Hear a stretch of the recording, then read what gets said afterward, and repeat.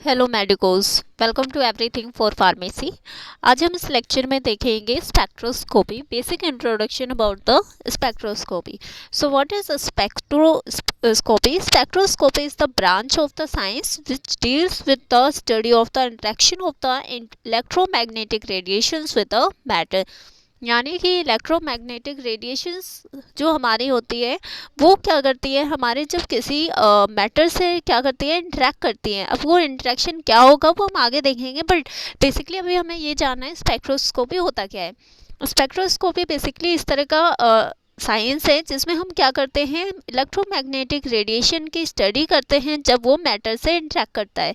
It is the measurement of the electromagnetic radiation, यानी कि इसमें हम इलेक्ट्रोमैग्नेटिक रेडिएशन को मेजर करते हैं, एब्जॉर्ब्ड और एमिटेड व्हेन द मॉलिक्यूल और द आयंस और atoms of a sample move from one energy state to the another energy state. यानी कि बेसिकली हम अगर सिंपल लैंग्वेज में बात करें, हमारा जो स्पेक्ट्रोस्कोपी होता है इसमें हम देखते हैं इलेक्ट्रोमैग्नेटिक रेडिएशन जब वो हमारे मैटर से रिएक्ट करता है। आफ्टर रिएक्शन इंटरेक्शन के बाद क्या होता है कि जो हमारे मैटर्स एक तरह से क्या है, वो एटम्स होते हैं, उनके अंदर इलेक्ट्रॉन्स होते हैं। वो इलेक्ट्रॉन्स क्या करते हैं, one energy state to another energy state क्या करते हैं, जंप करते हैं।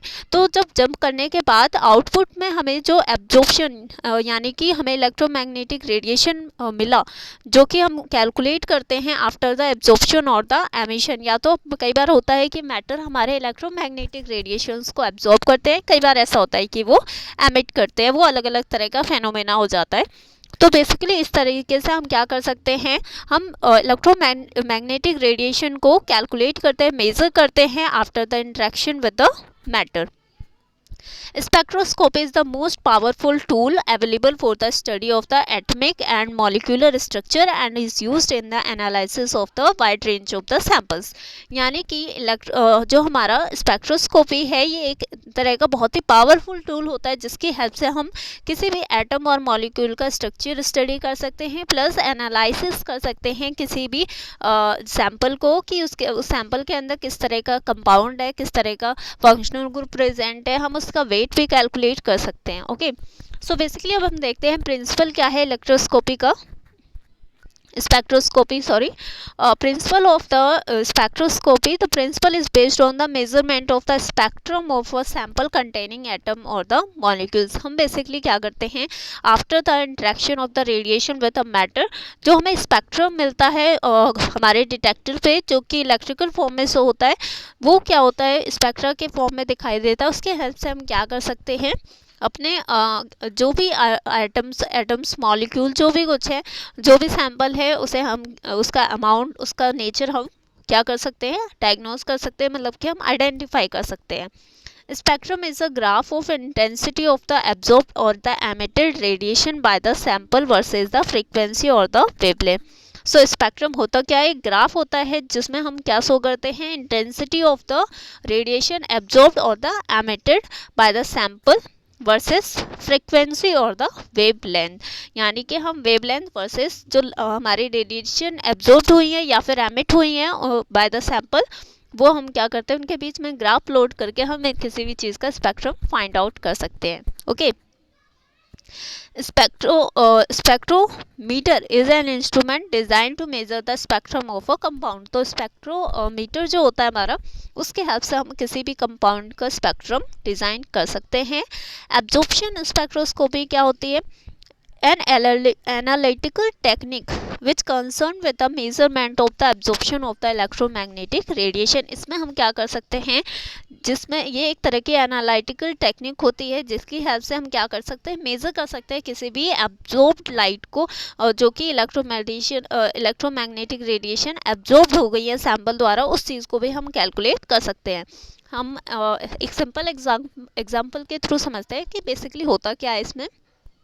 हमने मान लिया कि एक रूम में 50 स्टूडेंट है। ओके, अब हमें नहीं पता कि अननोन है, हम बाहर हम खड़े हैं, किसी एक इंसान को हमने बोला कि अंदर रूम में हमें नहीं पता कितने बच्चे हैं, बट जिसने बताया, जो उसे एडवाइस करेगा उस चीज़ को प्रैक्टिकली करने के लिए, वो उसे पता होगा कि उसमें 50 स्टूडेंट है। लेकिन अगर हमें पता लगाना है कितने हैं कितने नहीं है, तो हम श्योर होना चाहते हैं कि एक रूम में कितने बच्चे होंगे बिना देखे, तो हम क्या करेंगे, किसी एक पर्सन को 100 चॉकलेट लेके भेजेंगे अप्रॉक्सीमेटली। उसके बाद हम बोलेंगे जाओ जितने बच्चे हैं हर एक बच्चे को एक चॉकलेट दे के आओ। उसके बाद वो पर्सन क्या करेगा, जाएगा रूम के अंदर बिना हमें बताए, और वो क्या करेगा, बच्चों को चॉकलेट दे के आएगा। चॉकलेट दे के आएगा, अगर वहाँ पे 100 में से मान लेते हैं हम 50 स्टूडेंट अंदर थे, तो हर अगर बच्चे को उसने चॉकलेट दिया होगा तो 100 में से जो 50 चॉकलेट होंगे वो तो क्या हो गए होंगे, यूज़ हो गए।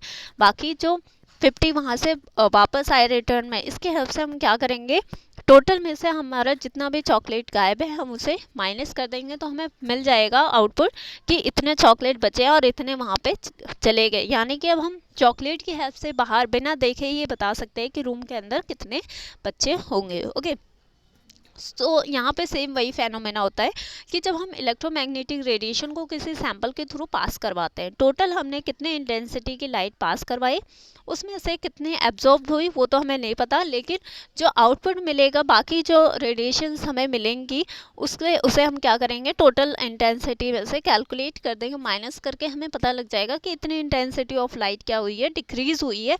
तो इस तरीके से हम क्या कर सकते हैं, किसी भी सैंपल की कंसंट्रेशन, अननोन सैंपल की कंसंट्रेशन फाइंड आउट कर सकते हैं। ठीक है, यूवी के अगर हम बात करें, यूवी रेडिएशन की जो वेवलेंथ की रेंज होती है, वेवलेंथ कितना होता है, 185 टू 400 नैनोमीटर। विजिबल जो होती है उसका वेवलेंथ की बात करें तो हम 400 टू 800 नैनोमीटर होती है। ठीक है, स्पेक्ट्रोस्कोपी, IR स्पेक्ट्रोस्कोपी हम कर सकते हैं। ओके, IR स्पेक्ट्रोस्कोपी में जो रेंज होती है वो 0.76 टू 15 माइक्रोमीटर होती है। ओके, ये माइक्रोमीटर में रेंज दिया गया है। नेक्स्ट हमारी एमिशन स्पेक्ट्रोस्कोपी। अभी हमने बात किया एब्जॉर्प्शन, यहाँ पे एब्जॉर्प्शन के बेस पे हम कैलकुलेशन कर रहे हैं, लेकिन अब हम बात करते हैं emission spectroscopy, an analytical technique in which the emission of a particle or the radiation is dispersed according to the some property of the emission and amount of dispersion is measured. Example mass spectroscopy. यानी कि emission spectroscopy में basically होता ये है कि हम किसी light को पास करवा रहे हैं, और वो जब हमारे सैंपल से टकराती है तो कई बार हमारे कुछ ऐसे भी कंपाउंड होते हैं जो कि हमारे लाइट को एमिट करते हैं। तो क्या होता है, जितने ज़्यादा कंसंट्रेशन ऑफ हमारा सैंपल होगा, यानी सैंपल का कंसंट्रेशन जितना ज़्यादा होगा उतना ज़्यादा एमिशन होगा। तो इसके अकॉर्डिंग भी हम क्या कर सकते हैं, किसी भी अननोन सैंपल की कंसंट्रेशन फाइंड आउट कर सकते हैं। एग्जांपल है मास स्पेक्ट्रोस्कोपी।